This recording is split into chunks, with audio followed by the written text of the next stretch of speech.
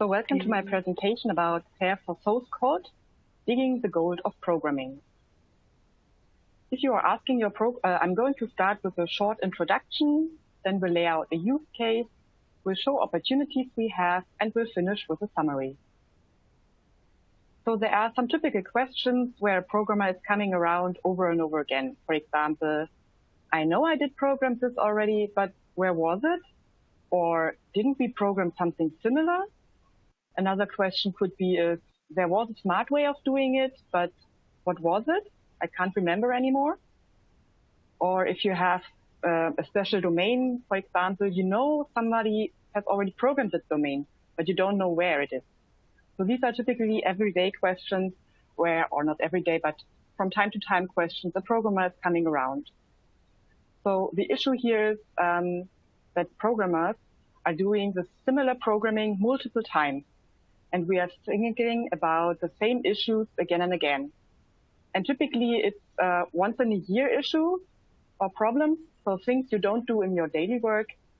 So it's really frustrating. Okay, I know I did it somewhere, but it was 3 or 4 years ago and I don't find the programming. So this is the issue we want to solve with FAIR. So this is why we need FAIR for source code. So the FAIR aspects can also be applied to source code. What would it mean? The most important thing is findable, to find your programs, to find your programming patterns, or really to find very specific, like specific domains. And here it's important that you're able to search by metadata, like description, author, type, titles, input data sets, keywords, whatever. The next thing is accessibility. So your programs should be accessible. Either they are located in directories or they are available in URLs, so in the internet, or it's even available in GitHub, which are the repositories. There are also other repositories available. But it's really important to have it accessible and don't hide your programs in other environments where it's really hard to get on the program. The interoperable aspect is for source code not really important.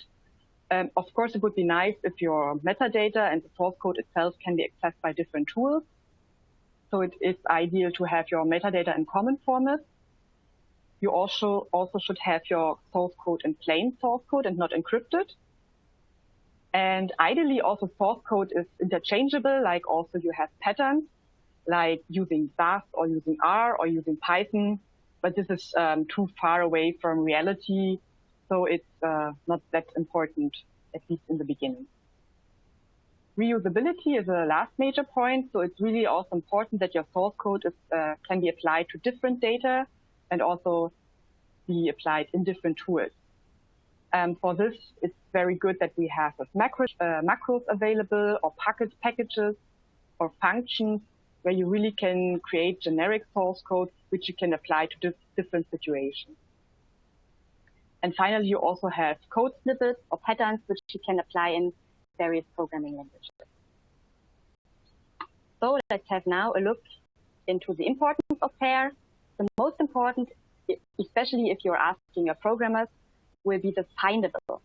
Because this is really, if I know where to find the programs where I did specific stuff, that would be the most important help. Reusability is also very important. The other aspects are nice to have, but not that important. So let's now look into the use case itself. The use case is we do have programs and macros available for various topics, and the goal is now to make it findable.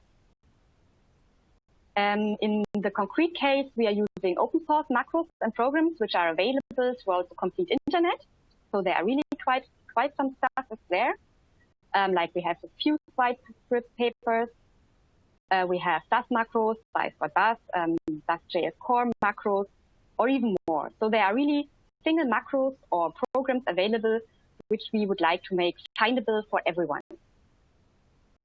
I mean, if you're not interested about open source, you can also exchange it with your own programs. For example, you would like to make accessible programs from different groups or departments, or just programs and macros from different people. So it's the same. Findable is the most important thing, but what? The file name itself is, of course, not sufficient. So what we need is the same what we need also for FAIR for data. is the so-called metadata. And how to get this metadata? On the one side, you can, of course, create your metadata. For example, you can give your program specific tags like, this is a special program using infile, or this is a special cards example, a special hash example. So it's just like the Twitter syntax using a hashtag. You can also create special documentation like a complete metadata file with all your metadata information. This is done, for example, in the Vue script repository. So here you have so-called YAML files where you have for each program also the metadata available. On the other side, a lot of metadata is already available in the programs, and this is where you can do the crawling. So you can read and analyze your source code. For example, you can check out through analyzing the source code whether there are infile statements, whether there are hash statements, where there are specific domains, specific titles, and so on. And the most important thing, and this is what typically every program should have, is a program header. And really the header information is really the simplest and easiest way to get the metadata, or at least some kind of metadata. What you have to be aware about metadata is it must be maintained, it must be up to date, and it must be reliable. Because if your metadata is out of sync, your search wouldn't be helpful. So ideally, do your documentation close to source code. So the header is here the idealist area. And crawling as an automated metadata collection is really the ideal way to get all the metadata you need to have. And crawling can be done very easily. I've created a paper about crawling of metadata. The paper is available in German, but it contains a lot of fast source code. So if you're interested, you can check out the paper and just looking for the source code, and then you will get the idea also how in detail you can implement a header crawling program. In general, the metadata crawling, you can do any programming language you like. So even it's Dart, it can be Python, it can be R, it even can be Perl. It really doesn't matter which programming you're using to collect all your metadata. I've done this for our use case in Dart because I'm very familiar in Dart, and that's been the quickest solution for me. And if you would like to know details about crawling, you can look into the paper. You have to store your metadata in any kind of format. You can do so in a CSV file, XML, JSON. You even can do it in linked data, where you can derive even linked information more. I've decided to go with JSON because it's a very simple format and you don't have so many missing fields. I'm having various attributes like name, file, location, description, author, content itself, the date. What you have to keep in mind is if you're crawling from different people for programs, there will be likely very different attributes. So, for example, this one department has this standard header, and another department will have another standard header. For open source tool, it's even more true because one people is located in Australia and has nothing to do with the other person who has provided open source macros, which is located in the US. So the next thing after you have your metadata is you need to create an interface to your metadata. This is to display and search metadata. But here's also the question, okay, how you do so. You can create a web page, you can create an R-Shiny app, you can create a SAS interface. So even through SAS macros, right here are my, I'm searching for this and this, please provide me back all the programs. So actually it doesn't matter what kind of interface you choose on. It's just very important that you have some kind of interface for making your program searchable. I've decided for a web page because it's easy findable and accessible by anyone. It has a public domain. It's, if you Google for open source portal and for clinical, you will find this easily. And next to the programs and macros, you will also find general open source tools like the Visual Design XML editor from Dimitri. It's also in there. So a web page is very intuitive. It's, yeah, people are typically aware of how to browse a web page. And creating web pages is also nowadays quite easy because there are so many open source frameworks available to create very fancy, nice looking web pages that the complexity is also not too high. For my project, I've decided to do it with React as a framework, but many other frameworks will work as well. And if you would do it with R Shiny, that's also a very nice option how you could do it to visualize your findable programs and to make it searchable. On my homepage, it's looking that way, that I have a table view. So you can, on the one side, you can filter by tool, for example, or by type, or by classification, or by language. But you can also search for the description for specific terms like compare, or SDTM, or ADAM. You can also search for names. So this is how I have decided my interface, but it could be implemented for anything. The interface is just the entrance to your metadata. So if you click on one single item, for example, for a program, you will find then more information in here. On the left side, there's more text explanation, and on the right side, there's a table view where you can quickly see what metadata is related to this program. And there's also the link to the source code itself, and it's available also additional documentation. And it's really great that having a web page, because a web page is also something which is programmable. So the display is not fixed, but it's very dynamic. So depending on the content of the display, the boxes will be filled. As you see here, there are no missings in those boxes. And this is because only this metadata which is available is state. So if you have a macro, like on the right side, you will see, for example, input data sets. And if you have a script, like on the left side, you see, for example, the stage or the class. So it really has a very dynamic interface. And how to do the dynamic interface? This you can do, for example, through additional metadata where you can define the structure. And on new items, you only update structure. And the content will then appear automatically also in the display. So for my use case, I have a variable for the left side. So whenever this variable is true, the text will appear on the left side. And if another variable is true with another name, whatever content it is, it will appear on the table on the right side. So it's extremely dynamic and extremely flexible. So what does it mean? It displays whatever is in the data, and you can really have one web page where you can just plug in different content, and it will display whatever is in the data and in the metadata. So like here, I have a layout configuration as a JSON file. I have the content, like the metadata for my programs, and I just plug it into my HTML page, and then it will display the page, and I can search through the page. So if you're having a use case, it's straightforward. First of all, you have to figure out what you need to do. You're going to collect the corresponding metadata, for example, with scrolling.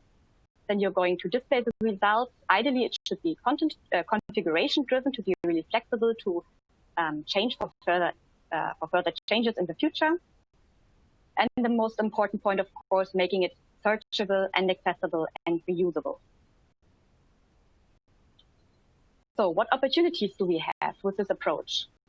The opportunities are really high. It's really a way where you have an entrance to your programming. It's really digging the gold, because the programs itself is the main capital from our programmers, right? And to create such a portal is the effort is really low and the benefit is really high. So it really enables your programmers to search and find programs and specific code snippets. So this is really a major outcome here. So for example, has this table been programmed? You can just simply crawl all your programs for the titles and then make them searchable.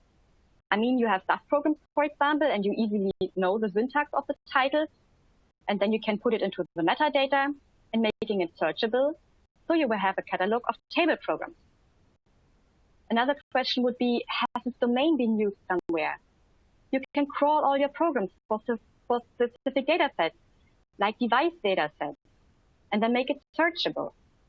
And then you get a catalog of different domain programs. The same you can do for a hashtag knowledge repository. So programmers can use hashtags to highlight specific programs as important to remember. And then you can create also a catalog out of this. So other programmers can quickly access, okay, here I have a very good example for a hash sorting, for example. But we also can do it for personal knowledge repositories. So with this approach, which I have shown, you really can create a very generic web page, and then colleagues can plug in their metadata and configuration. So it's a really highly customizable interface to your program. And if you have different scopes and purposes, you can even have different tabs for different purposes. So you probably want to search for different standard programs, standard macros. You want to create search for specific table-related programs. You want to search for specific domain-related programs. Probably I want to search only for my own programs or from a colleague of mine from his program. So it's really, the opportunities are there, and it's on us to use it.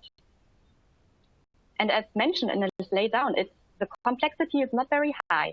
We do have our SAS programs. If we're doing SAS programming, then we just crawl the metadata from the program, create the information, and it doesn't matter whether you store it in a database or it's a JSON file or linked data. And when you have it collected here, you just display it in a website, and you can also make it then searchable, of course. And it could be really generic. Even you could do a configuration page. So people just can upload their metadata file, which they have crawled, and then they can decide, okay, these are the variables or the metadata items I want to search on, and the other ones I only want to see on a detailed view. And after the configuration, you're doing the display, where people can really browse the program. And they can browse specifically by specific items, for example, by the name, by a description, or by keywords, or they can search through all the metadata. And such an implementation would be an ideal open source project. The project itself, to create an interface to your programs, is a very small scale project. It's extremely generic because whatever you plug in, you will get out. There are no secrets, especially also the crawling. I mean, the header structure itself is very uncritical, so can be shared with anyone. It's no secret.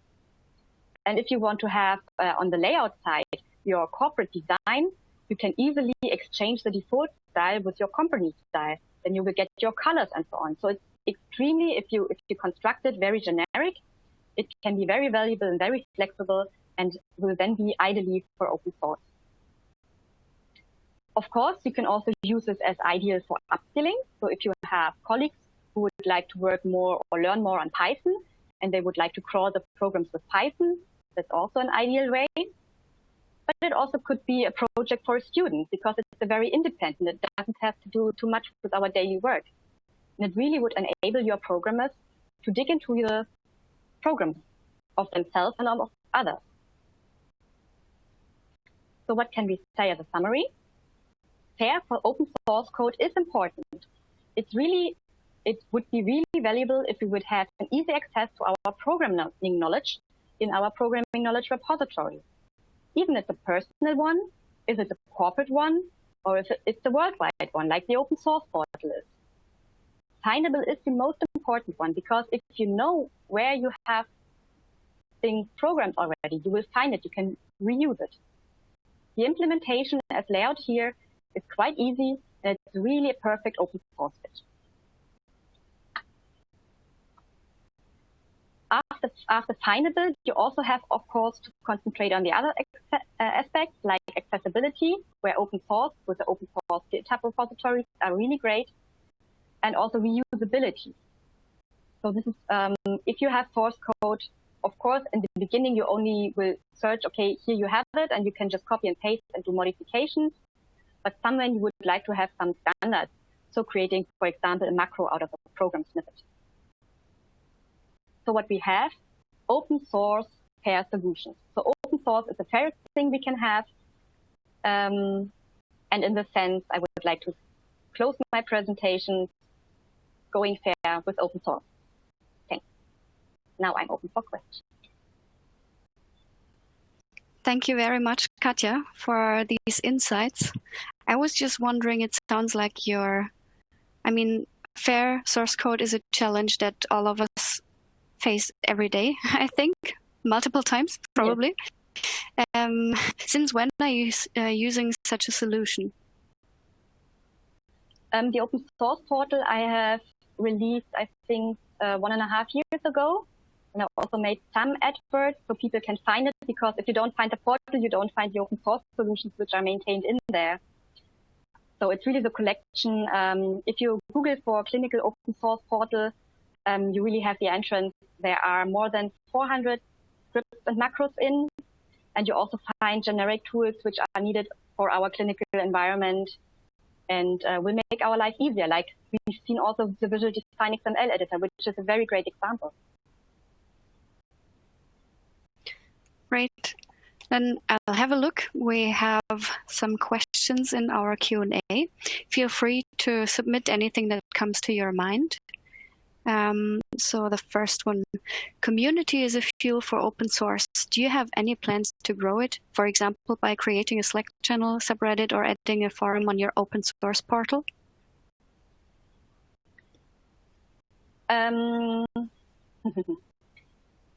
Yeah, I'm currently part-time independent and only concentrating on open source, which is a little bit complicated because open source is expected to be free. But if you're looking into open source, of course, there are also a lot of hours in. So that's also the reason why we have just a few open source solutions. Using the community is a great approach.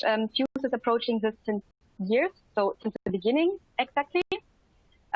We have this Fuse script repository, and there's also a working group looking or engaged or trying to convince people to put their source as open source. But since years, there are not too many scripts coming in. We do have the Fuse white paper scripts which are coming in. There's also a Fuse working group related to open source, but they are generally more discussing about how to apply open source solutions which are available in our daily business, so with our regulatory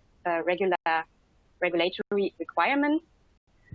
I currently haven't planned, I would be free for the community to create a forum, discussions, and so on. But currently there's too little progress in this area. For this, I don't have opened up forum. I'm working currently with another colleague from Denmark. He's preparing a new open source tool, so this will be released soon. So this is more direct contact and personal chat, and not on the portal side itself.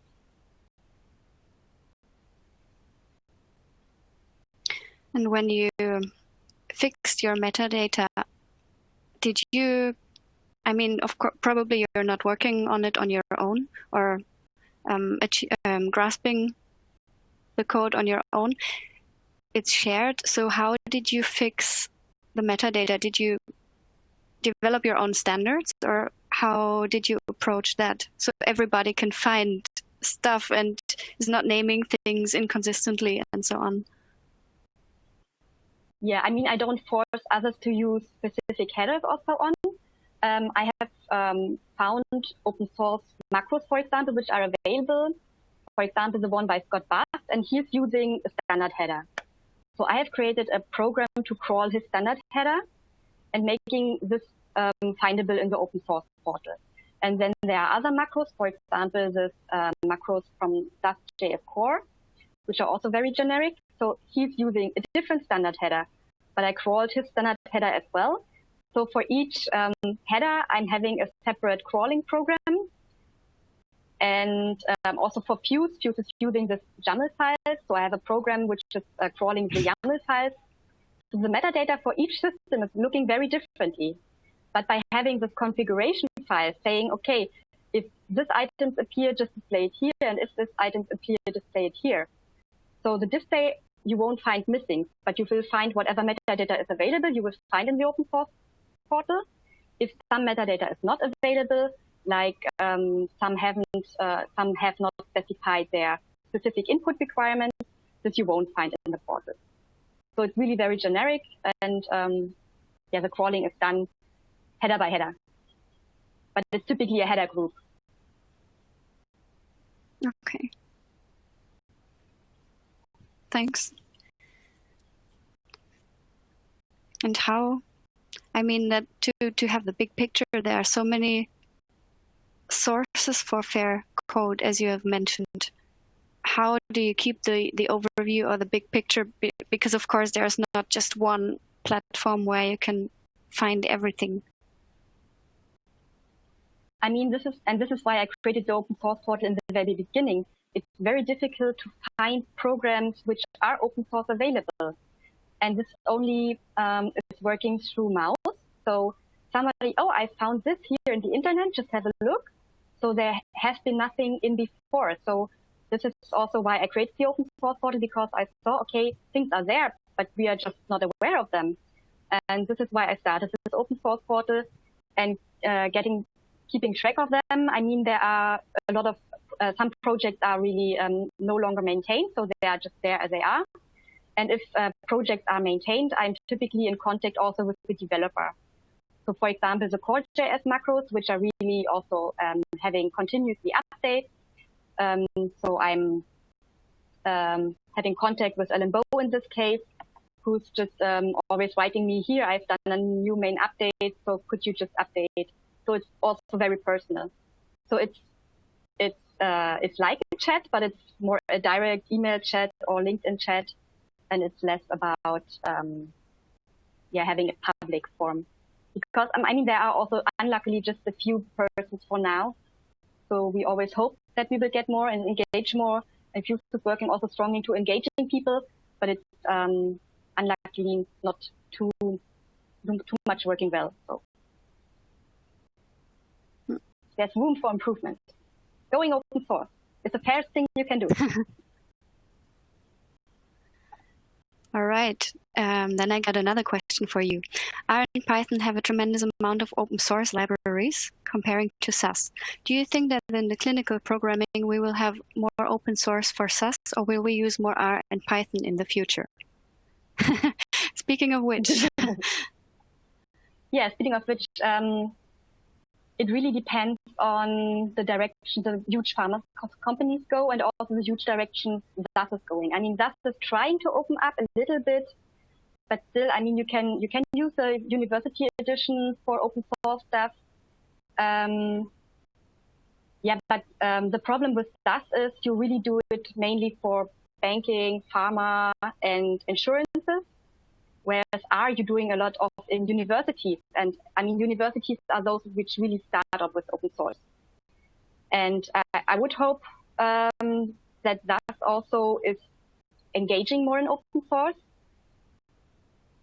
But I see also pharma companies now going more the direction, okay, let's try to go away from that and do more with R and Python. But it's a long process, because especially the huge pharma companies have very thick processes on the SAS side, so to moving it, and then, but there are more and more discussions ongoing. If you follow the Fuse working group, you can get some insights there. Yeah, but by now I really would, as we are sticking to SAS quite a lot, so I don't see the switch within the next few years, at least 3 or 4. So we would need open source SAS solutions much more for the beginning. Yeah.